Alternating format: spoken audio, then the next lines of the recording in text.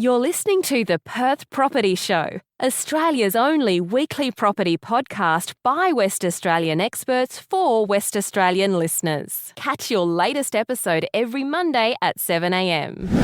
Good morning, everyone. Welcome to the Perth Property Show. Welcome to another week. Fantastic information. My name is Trent Fleskens, your host as always, and we are so lucky to have the Minister for Transport and Planning, the Honourable Rita Saffioti, back in the studio to talk more holistically about the idea of urban infill versus urban expansion. That is the whole point of transport and planning, right? That's exactly right. Hello to all the listeners out there. Minister, today we're talking about that balance. I know you've been a real warrior recently for urban infill.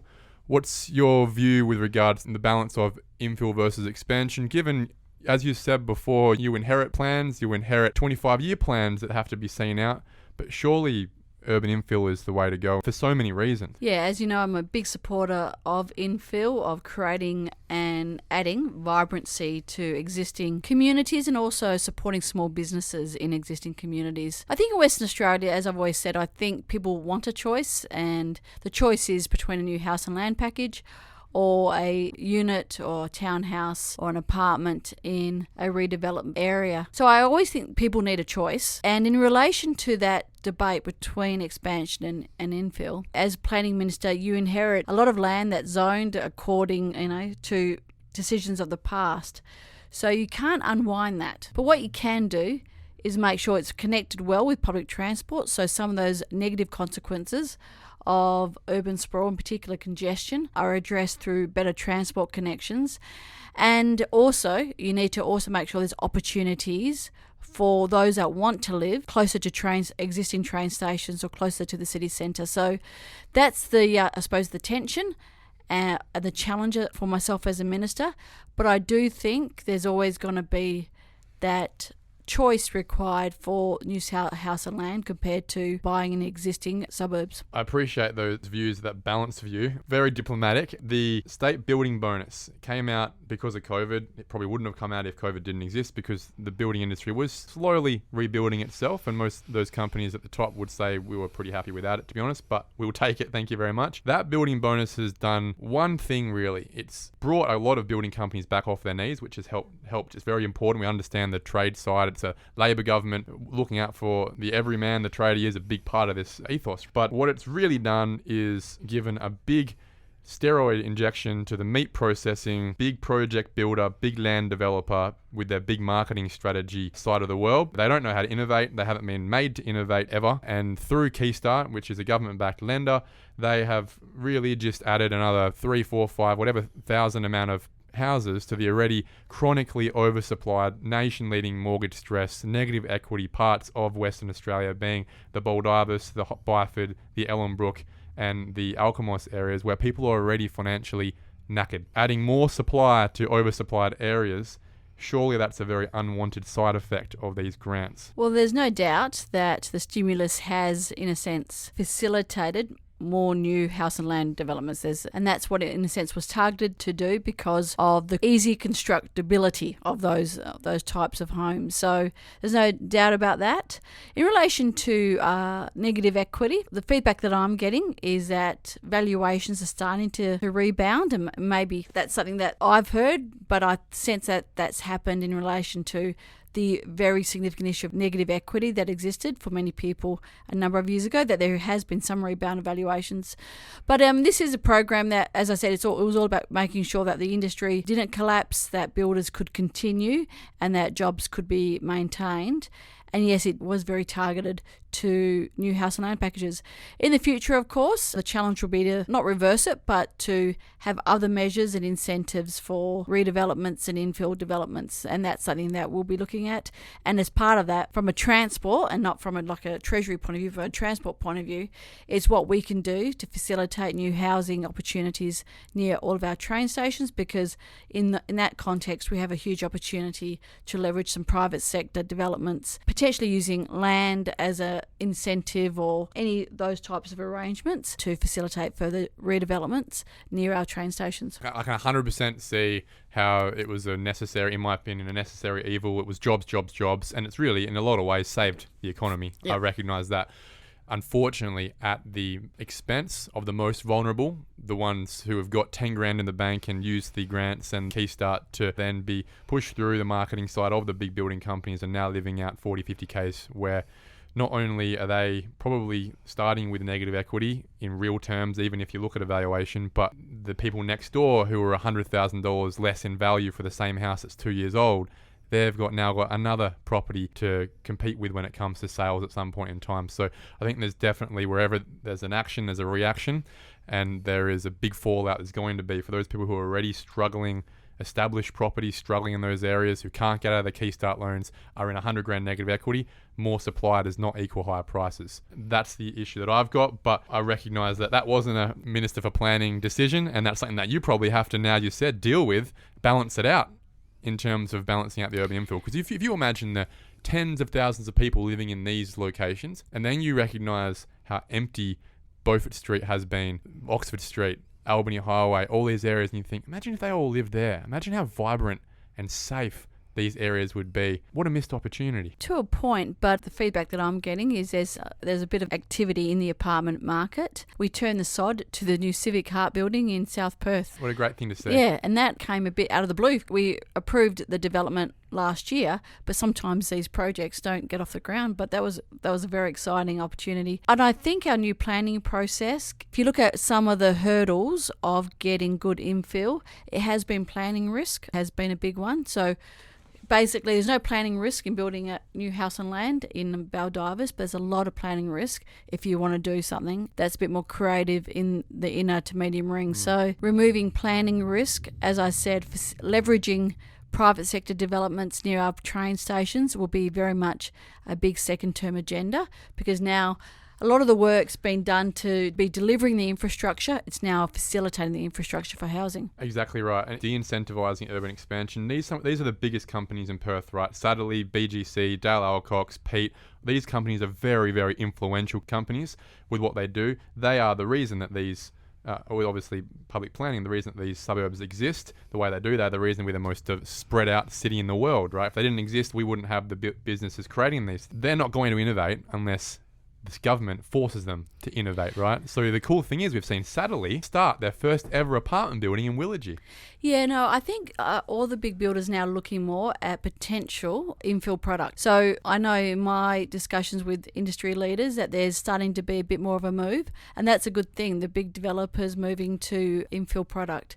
As I said, when you look at, and this is something that people who don't venture out to the suburbs very often miss, is that a lot of density is actually provided in the new suburbs too, in a sense. So they're master planned. Yeah, suburbs. master planned. The way that we probably wanted a lot of the suburbs to be 20, 30 years ago. Yeah. And so in a sense, so these bigger developers coming in and looking at more infill products is going to be a good thing, and I know they're excited.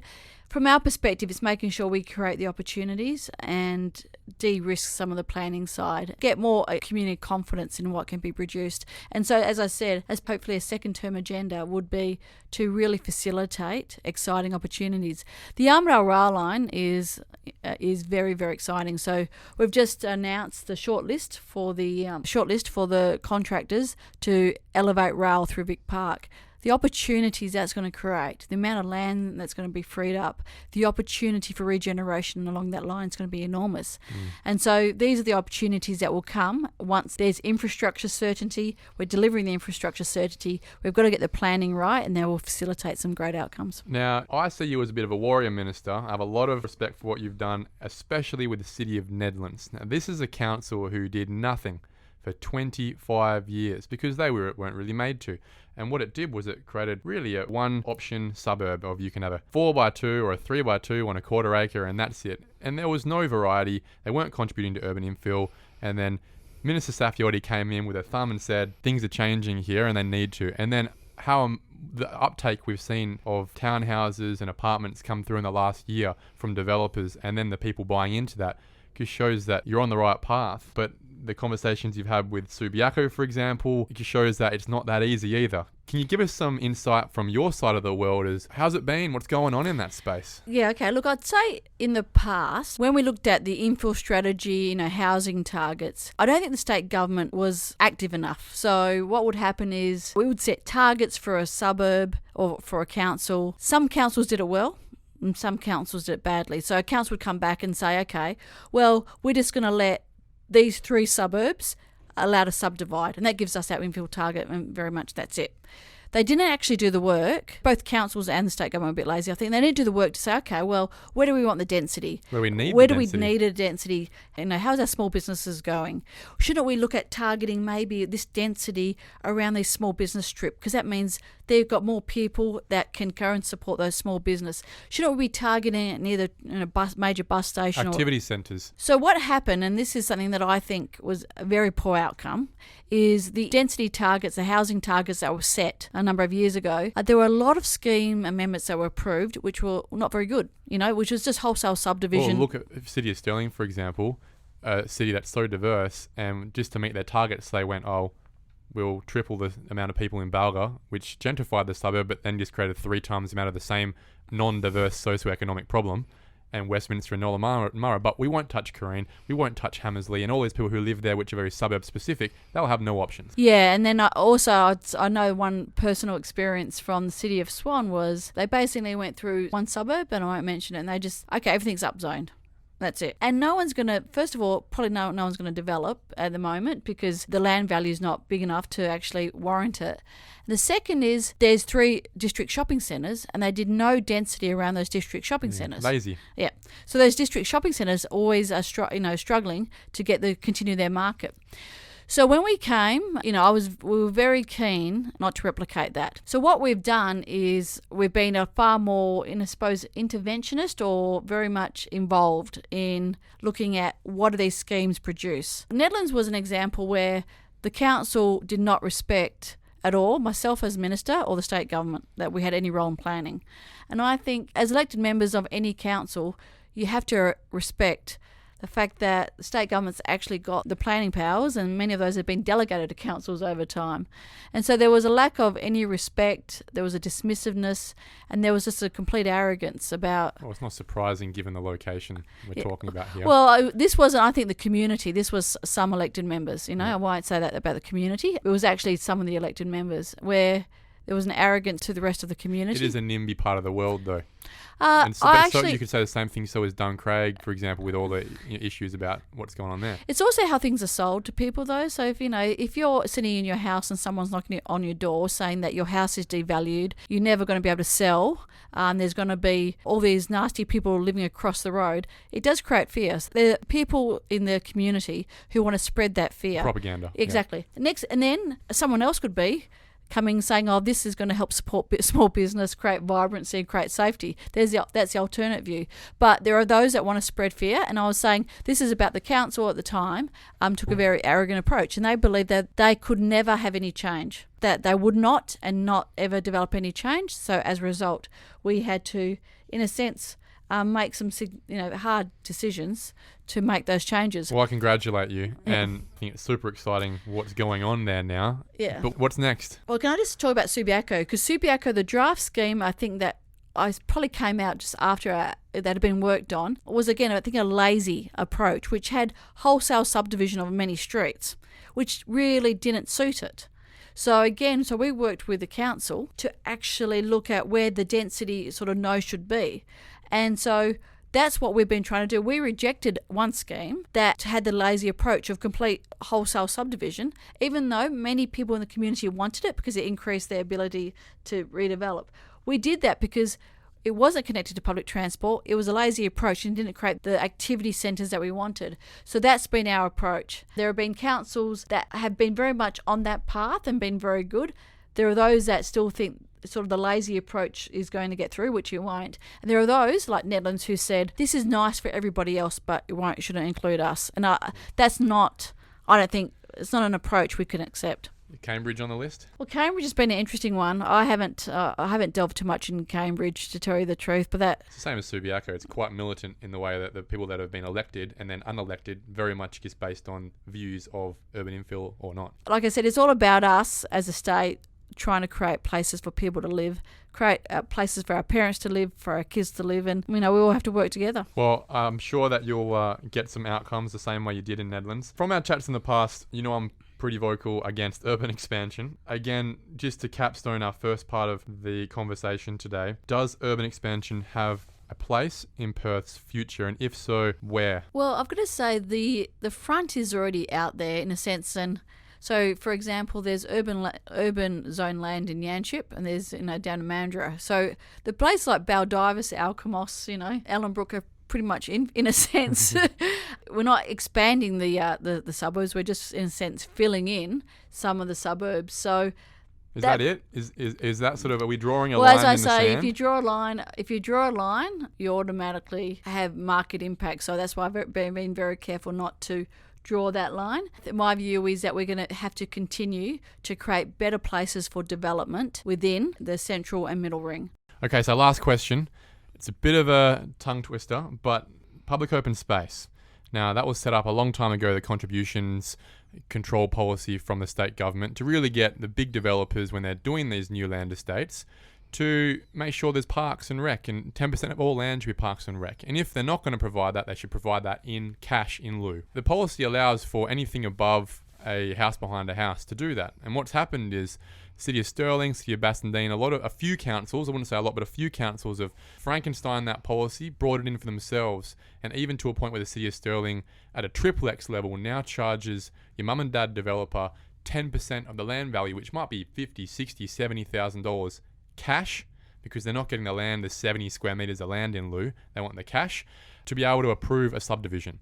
Now, the problem for that is, one, it massively just devalues the whole project for that mum and dad developer. It makes it too risky, there's not enough money in it, and they don't do it. So what do? Instead of doing a triplex to meet the zoning potential, they'll just do a side-by-side.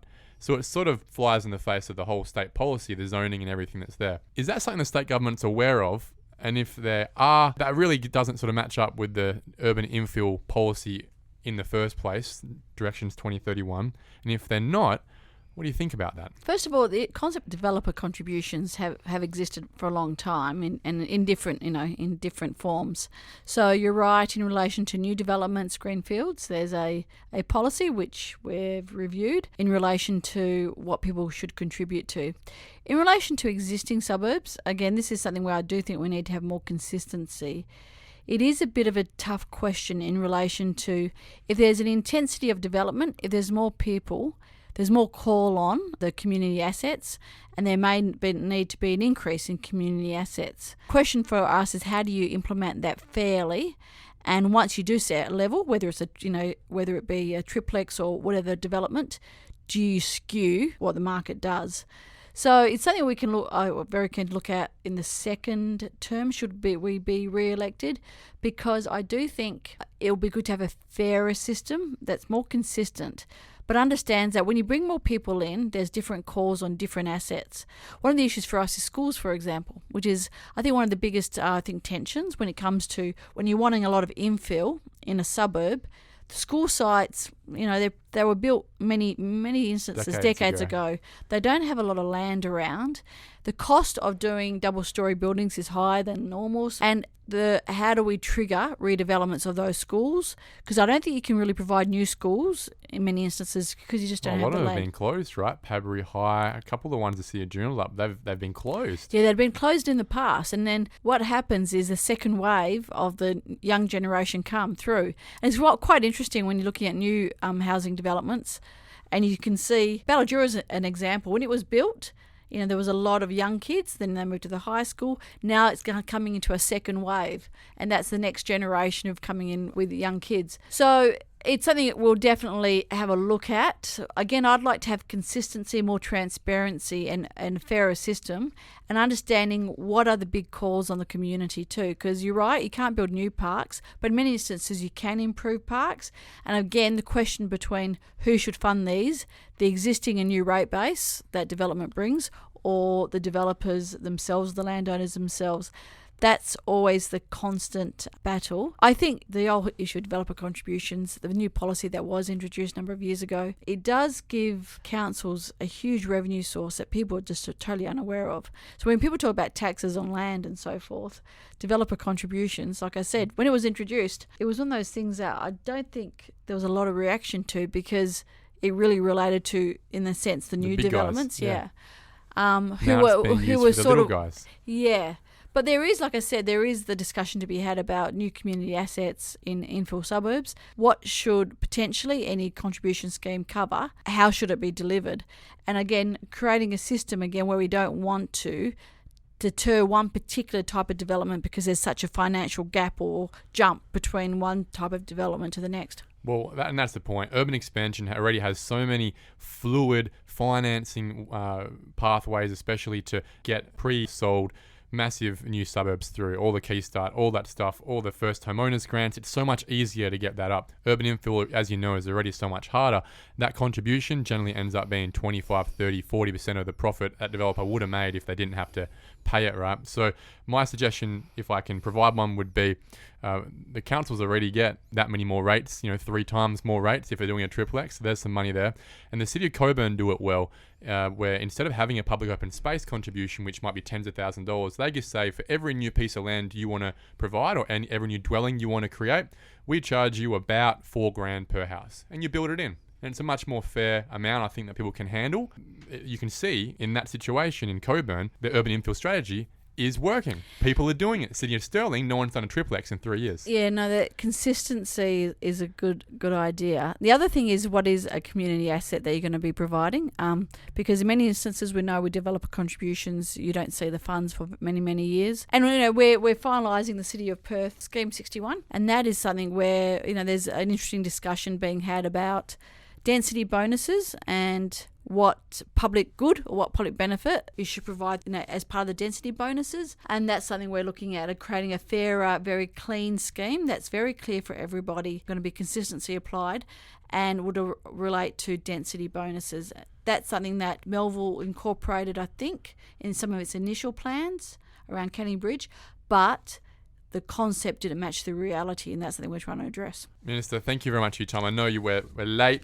We've gone over time, but thank you so much for your time, and good luck with the election. I really do personally hope that we'll be seeing you on the news and just out and about doing your thing again for the next few years. I hope so too. Elections are always tough times, but hopefully, I really hope that we get re-elected because we have so much more work to do. That you do. Thank you. Thanks. Thank you for listening to another episode of the Perth Property Show. If you've only just joined the conversation, you can catch up by heading over to our website, perthpropertyshow.com.au, subscribing to the podcast, or joining our Facebook page. Don't forget to tune in next Monday at 7 a.m. for more expert insights, local analysis, and suburb spotlights. Happy hunting!